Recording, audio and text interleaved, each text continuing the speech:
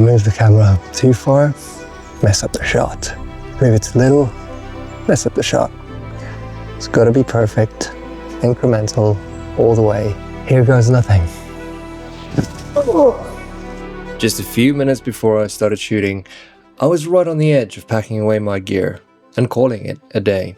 I had intentionally set myself up for failure by attempting to shoot highly precise multiple exposures in the middle of the day in summer, using a tripod head that was not suitable for the job. Here's the story of how a 2-day shoot turned into a battle against the visual clutter of the woodland, gear limitations, and my own motivation. The idea behind today is essentially to troubleshoot why the summer months are such a terrible condition to photograph in, especially for woodlands. Just looking at the scene directly behind me, you can see it's quite messy. There's little hotspots everywhere from the sun filtering through the leaves. So it's really causing a lot of distractions, and there's not a lot of ways to simplify this. What we can do, however, is use different photography techniques to ensure that we still get good results and to also combat that very harsh afternoon light. It certainly is terrible trying to do a video in conditions like this where I'm in shadow and the background is completely in the sun. But this is my composition. Don't know if you can really see it. There are 2 trees just over there that I'm photographing. I've slapped on the Hoya R72 and we're gonna have a look and see what we can do. To get started with today's technique, I used my infrared filter in combination with multiple exposures. The idea is to take a sequence of 5 images that overlap each other by about 80 to 90% and blend them in Photoshop, creating a more painterly, ethereal look. It's essentially a more controlled version of ICM, or intentional camera movement. So I wasn't too happy with that shot. It was a bit hit and miss for me. It certainly isn't the best of compositions. I'm looking for something more minimalist, and that's what I thought I was going to get there, but I think I just missed the mark there. So I'm going to keep looking and head on out.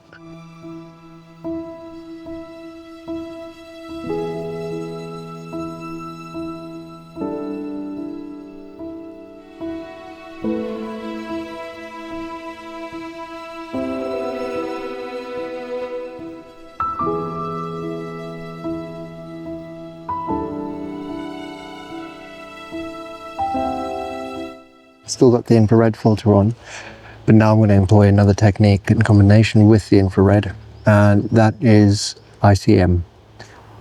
For those of you who don't know what ICM is, it's intentional camera movement, where you take a long exposure photo and you intentionally move the camera up and down to create a more painterly, more abstract kind of feel. In this case, I'm going to mount my camera on a tripod, switch on multiple exposures, set it to average, and take 5 photos in sequence. And in between every photo, I'll tilt the camera up slightly. The idea behind that is then to take those 5 files into Photoshop, layer them, blend them, and mask out areas that I want to keep sort of detailed, and leave the areas that I want to have more of a blurry, painterly feel to them.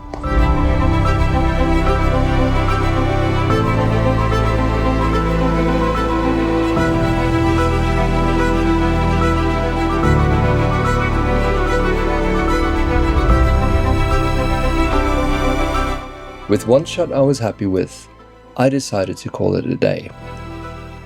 But I couldn't stay away for too long, as the next day provided some cloud cover. With softer light, I decided to leave the infrared filter behind and just focus on getting some ICM shots in the bag.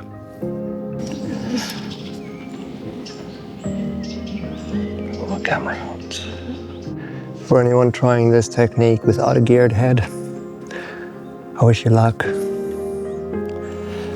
Luckily, I've got somewhat of a reference on the screen because it overlaps all the images that I've taken so far, so I can kind of see more or less if I'm going too far, if I'm not overlapping enough. Time will tell.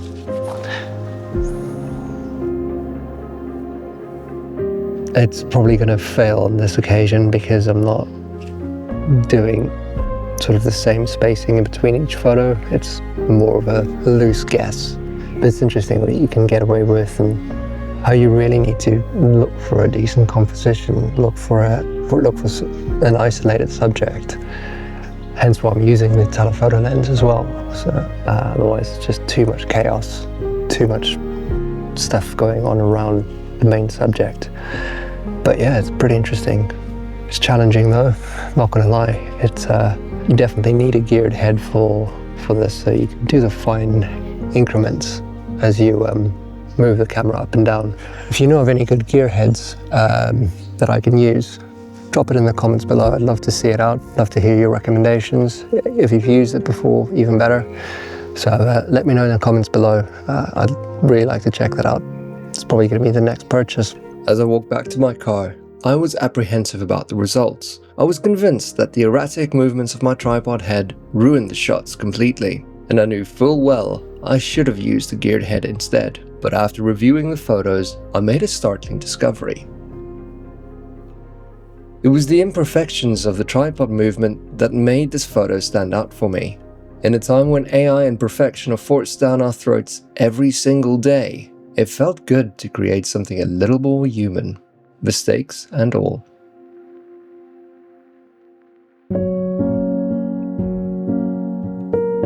Woodlands are extremely busy and chaotic, and it's while beautiful, it's quite difficult to shoot. So using something like multiple exposures, for example, to simplify your composition and really just emphasize the shape and form of your subject, I feel works really, really well. It's really one technique you can utilize to separate the background from your subject and really just focus on just your subject by itself. Even going further by using a telephoto lens as well.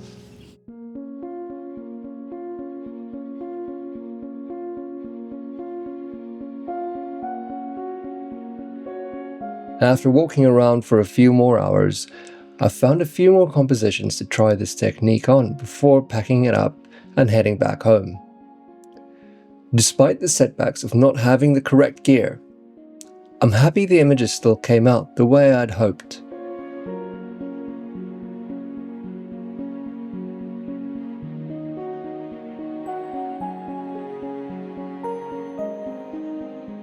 So if you're feeling creative, go out, try this technique. It's quite fun. You know, get your composition set up and just experiment really. It's quite fun.